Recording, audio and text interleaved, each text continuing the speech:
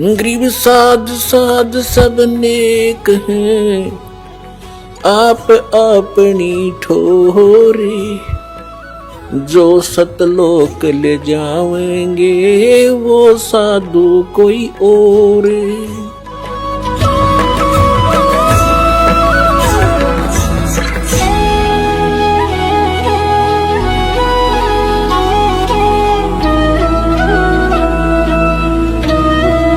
तो अब हम जैसे कई भक्त कहते हैं कि पहले मंत्र में सभी आपने इन देवताओं के ही मंत्र दे रखे हैं, और फिर कहते हो कि इनके फोटो नहीं रखने।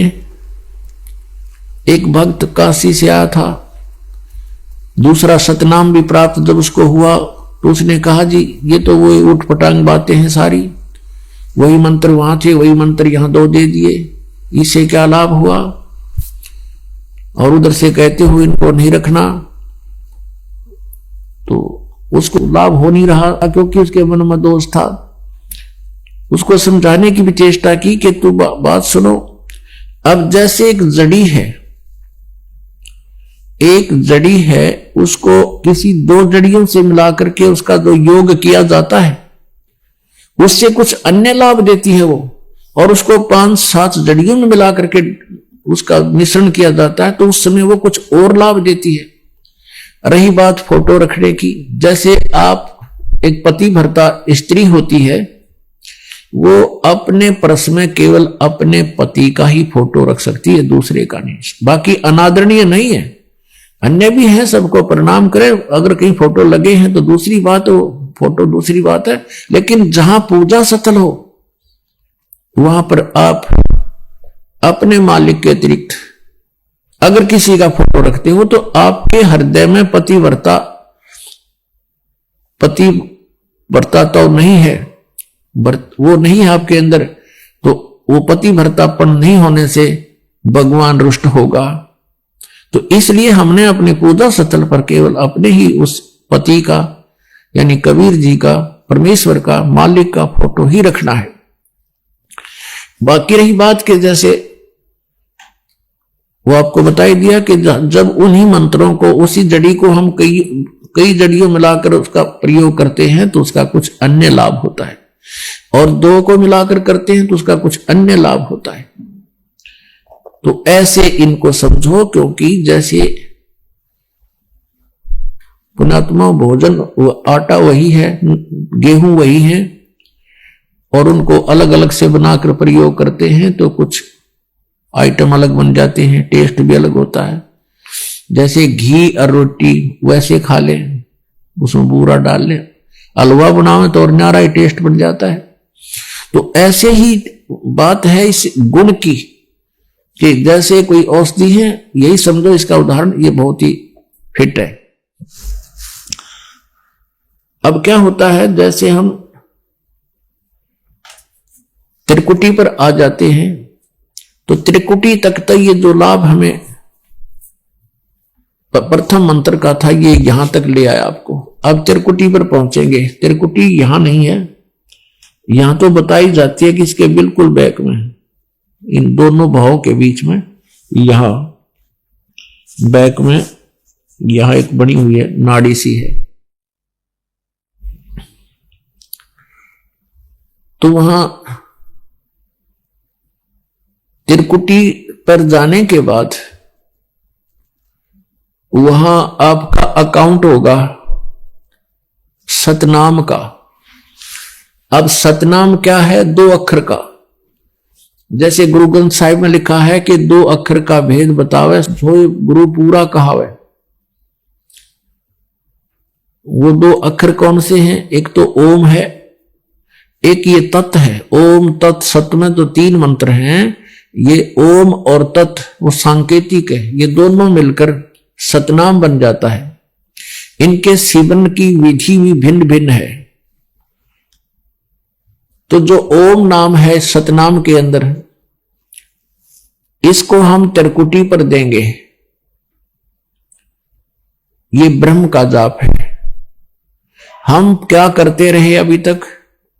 ओम नाम का जाप करते थे ऋषि महर्षि पहले, और कोई जाप नहीं करते थे, वो केवल ब्रह्म साधना करते थे। अब उनको कंप्लीट ज्ञान तो था नहीं, जैसा काल ने उनको भ्रमित किया, तो ओम नाम के जाप से वो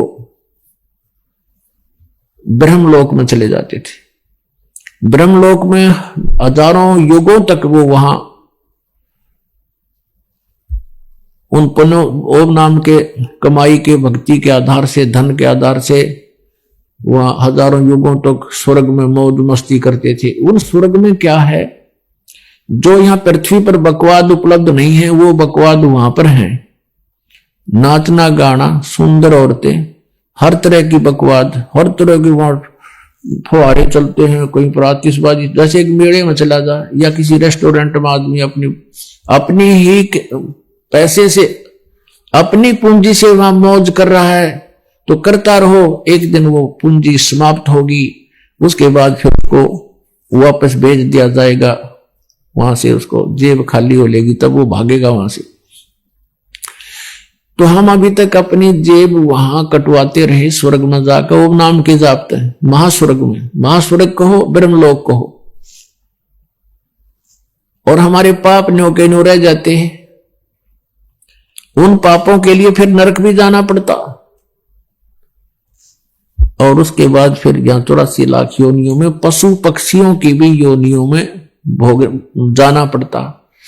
तो हम क्या करते रहे, ओम नाम के जाप को, उसके भक्ति धन को स्वर्ग में, महास्वर्ग में, ब्रह्मलोक में नष्ट करते रहे, और काल के जाल में फिर मृत्यु और जन्म में फिर से आ जाते हैं। अब हम क्या करेंगे, जैसे गीता जी अध्याय नंबर 18 के श्लोक नंबर 62 में कहा कि अर्जुन तू सर्वभाव से उस परमेश्वर की शरण में जा, उसकी कृपा से ही तो परम शांति को और सनातन परम धाम को प्राप्त होगा। फिर गीता जी अध्याय नंबर 18 के श्लोक नंबर 63 में कहा कि अर्जुन ये गीता जी का गुप्त से गुप्त ज्ञान मैंने तेरे को बता दिया, अब जैसे तेरी इच्छा ऐसे कर ले। मेरी शरण में रहना है तो उठा लठ, हथियार उठा युद्ध कर, यहां शांति नहीं हो सकती, और मेरी साधना करेगा तो ब्रह्मलोक प्राप्त होगा। और 8वें अध्याय के 13वें श्लोक में बता दिया मेरा मंत्र ओम है, नथिंग एल्स, और कोई मंत्र नहीं जाप करने का, और जन्म मृत्यु तेरी भी रहेगी मेरी भी रहेगी, शांति नहीं हो सकती।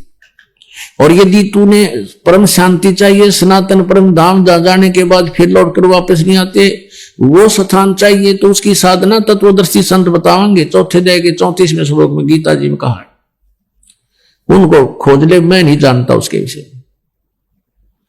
अब 18वें अध्याय के 63वें श्लोक में स्पष्ट कर दिया उसने, गीता ज्ञानदाता ने, कि ईब यु गुप्त से गुप्त ज्ञान दे दिया तेरे थे, जैसे तुझे ठीक लगे वो फैसला कर ले, सोच ले।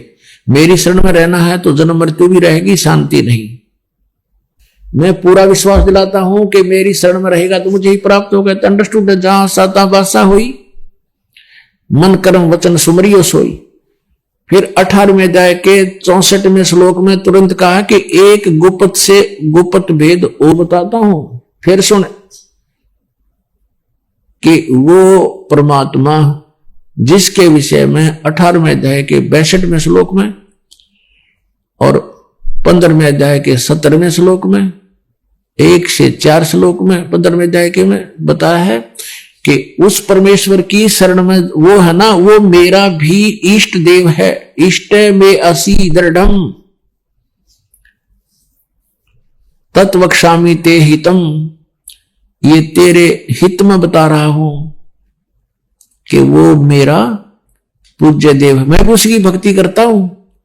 यानी एक गुप्त से गुप्त वेद तो बता दिया 18वें अध्याय के 64वें श्लोक में, 63 से 63वें में, कि गीता का ज्ञान गुप्त से गुप्त ये दे दिया। दूसरा गुप्त से गुप्त एक भेद और बताऊं कि ये मेरा भी पूज्य देव है, मैं इसकी भक्ति करता हूं। और परमेश्वर कहते हैं तेरा ज्योत स्वरूपी अलख निरंजन, ये धरता ध्यान हमारा। अब ये कौन सा जाप करता है इसको? ये केवल हठ योग करता है, ध्यान लगाता है, मेडिटेशन करता है, तप करता है। 21वें ब्रह्मांड के ऊपर ले उसमें बैठा है ये, और तप से क्या मिलता है? राज्य मिलता है। तप से राज्य, तो ये उस तप प्राप्त करके अपना ये राज्य मेंटेन रखता है, और यहां 21 ब्रह्मांडों को चला रहा भगवान से ही कुछ सिद्धियां प्राप्त करके। तो परमात्मा ने कहा तो गोरखनाथ जी को, तेरा ज्योत स्वरूपी ये अलख निरंजन, ये धरता ध्यान हमारा, ये हमारा ही पूजा करता, हमारा ही ध्यान कर रहा है।